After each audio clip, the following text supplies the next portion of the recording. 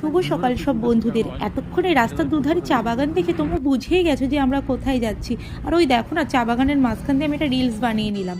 আর জানো তো, আর সবাই না ফুচকা খাচ্ছিল। আমার বর বললো তুমি একটা ফুচকা খেয়ে দেখো। বাবা, ফুচকাটা তো খুব আনন্দের সাথে মুখে নিলাম, কি ভীষণ ঝাল ছিল।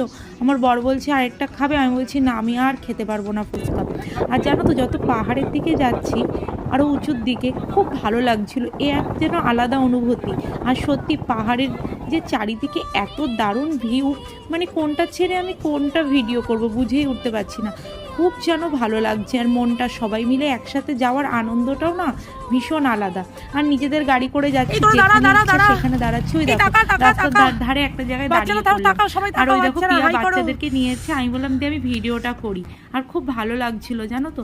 কিন্তু যত উঁচুর দিকে যাচ্ছিলাম, মানে আমরা তো দার্জিলিং যাচ্ছি, যত দার্জিলিংয়ের দিকে যাচ্ছি দেখো ওয়েদারটা একদম খারাপ হয়ে গেল।